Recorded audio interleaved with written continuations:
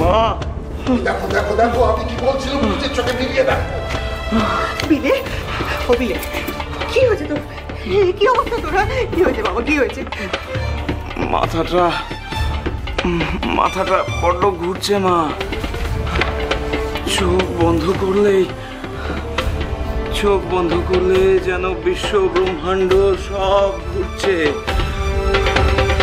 আমি যেন আর আমাকে নেই, কোথাও ভেসে বেড়াচ্ছি। এই এই এই, গাঁজায় কতগুলো টান দিয়েছো যে ভেসে বেড়াচ্ছ? আমি নেশা করিনি বাবা, উনি বোধহয় আমাকে হিপনোটাইজ করেছে। উনি কে? ওই দক্ষিণেশ্বরের পাগলা জাদুকর রামদত্ত, যার পাল্লায় পড়ে সর্বস্ব বিসর্জন দিয়ে যাকে অবতার বলে প্রচার করছে তিনি। কেন কেন গিয়েছিলে তুমি তার কাছে? কেন বলো, কেন? জানি না কেন আমি গিয়েছিলাম। এতটা পথ পায়ে হেঁটে কিভাবে সেখানে পৌঁছলাম জানি না, আর সেখান থেকে কিভাবে আবার এখানে পৌঁছলাম তাও জানি না, কিচ্ছু জানি না। ও মাই গড, আমার যুক্তিবাদী ছেলে এসে কিনা শেষ পর্যন্ত ওই রকম একটা লোকের,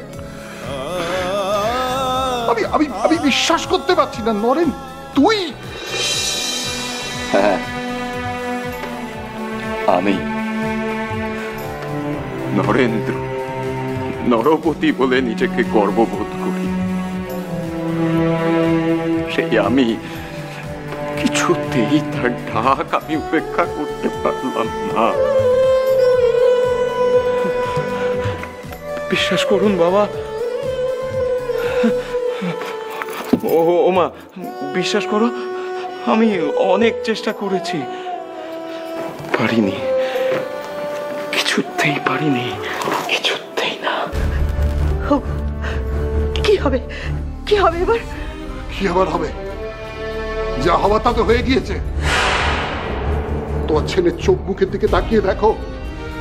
নরেন্দ্র, নরের ইন্দ্র, নরপতি, সে আজ ফিরে এসেছে, কিন্তু জিতে নয়, পরাভূত হয়ে ফিরে এসেছে, পরাভূত হয়ে।